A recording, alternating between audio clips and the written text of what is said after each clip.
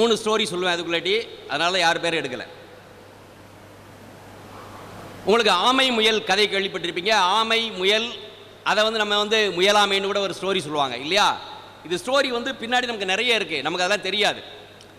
So முதல் போட்டி நமக்கு எல்லாருக்கும் தெரியும், slow and steady wins race.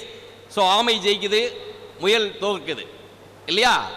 ஒரு 100 ஆண்டுகள் கழித்தது. அதுக்கப்புறம் முயலுக்கு ஒரு சின்ன ஒரு யோசனை வந்தது, நம்ம வேகமாக ஓடுறாள் எப்படி நம்ம தோத்தோம் அப்படின்னு. அப்போ முயல் போய் ஆமையிட்ட கேட்டது, ஆமையை நம்ம இன்னொரு ஓட்டம் ஓடுவோம் அப்படின்னு. சரி ரைட்டு. இப்போ 2 பேரும் சேர்ந்து ஓடுனாங்க. இப்போ யார் ஜெயிச்சா? யார் ஜெயிப்பா? யார் ஜெயிப்பா? முயல்.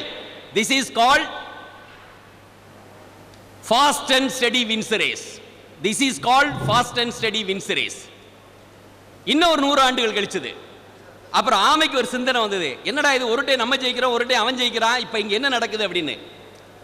அப்போ ஆமை போய் முயலை கேட்டது, வா இன்னொரு போட்டிக்கு போகலாம் அப்படின்னு. ஆனால் ஒரு ஆமை ஒரு சின்ன கண்டிஷனை போட்டது. அது என்ன கண்டிஷன்னா, நம்ம போகிற இலக்கு அது, ஆனால் போகிற ரூட்டு வேற. ஸோ ஓடுறாங்க. கொஞ்ச நேரத்தில் பார்த்தா ஒரு பெரிய ஆறு வருது, அதனால முயலால் போக முடியல. ஆமை மெதுவாக நீந்தி அக்கறைக்கு போயிடுது. This is called work on your strength and win your race. Work on your strength and win your race. Who has a strength?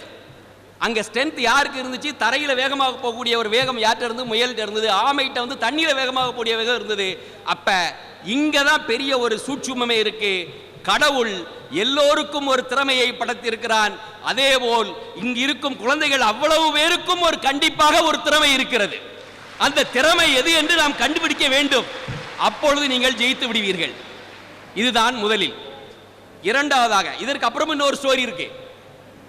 இப்ப அடுத்து அந்த ஸ்டோரி நான் ஏன் சொல்லலைன்னா அதுக்கப்புறம் நான் பின்னாடி சொல்றேன். there is something on 21st century. the second, ஒரு இடத்துல ஒரு ஆலமரம், சின்ன செடி. அந்த செடியை ஃபுல்லா ஃபென்ஸ் போட்டு வளர்த்துக்கிட்டு இருந்தாங்க. அப்ப பக்கத்தில் இருக்கக்கூடிய ஒரு காட்டு ஆமணக்கு, முள்ளு எல்லாம் பார்த்து சிரிச்சுது. இங்க பாரு, ஒன்னிய சுத்தி முள், நாங்கெல்லாம் ஃப்ரீயா காத்துல ஆடிக்கிட்டு இருக்கோம், ஒன்னிய சுத்தி ஒரு வலை இருக்குது, ஒரு மாதிரி இருக்கு அப்படின்னு.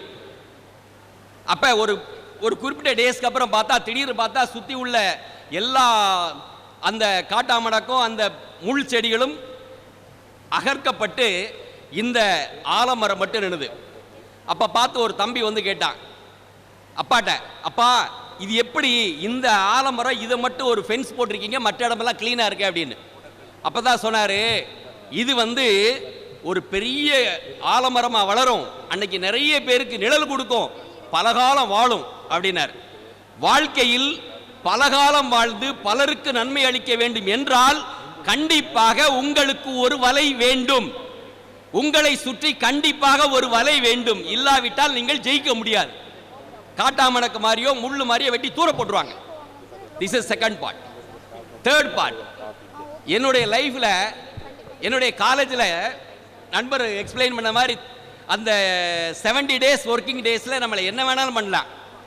யார் மார்க் கொடுக்குறாங்களோ அவர் தான் கடவுள். அவரே உங்களுக்கு 100 மார்க் போடலாம், அவரே உங்களை 0 மார்க் போட்டு ஃபெயிலும் பண்ணலாம். சரிங்களா? இப்போ இருக்கிற RTI கிடையாது, கொஸ்டின் பேப்பர் பார்க்க முடியாது, ஆன்சர் சீட்டை பார்க்க முடியாது. ஆனால் நான் நிறைய சேட்டை பண்ணுவேன். ஏன்னா எனக்கு அக்ரி படிக்க பிடிக்கல. I will say other way around. Normally I say I don't லைக்ங்க விட ஐ ஹேட். பிடிக்கவில்லை என்பதற்கும் வெறுப்பு என்பதற்கும் நிறைய வித்தியாசம் இருக்கிறது. Right? I hated that subject, I did not study well. ஆனால் என்னை ஒதுக்கியவர்கள், அவர்களுக்கு முன்னால் கண்டிப்பாக ஒரு நல்ல தேர்வை எழுதி நல்ல ஒரு நிலைக்கு போக வேண்டும் என்றது ஒரே ஒரு ஆசை.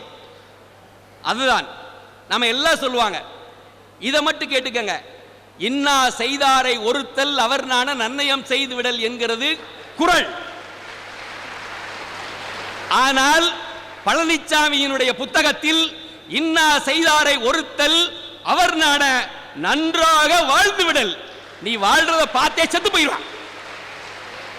மறுபடியும் சொல்றேன், இன்னா செய்தாரை ஒருத்தல் அவர் நான நன்றாக வாழ்ந்து விடல். இந்த வீடியோ உங்களுக்கு பிடிச்சிருந்தா லைக் பண்ணுங்க, ஷேர் பண்ணுங்க, சப்ஸ்கிரைப் பண்ணுங்க, கமெண்ட் பண்ணுங்க, பெல் ஐக்கன் பிரஸ் பண்ண மறந்து போயிடாதீங்க. அப்பதான் நாங்க போஸ்ட் பண்ற வீடியோவோட நோட்டிபிகேஷன் உங்களுக்கு வரும்.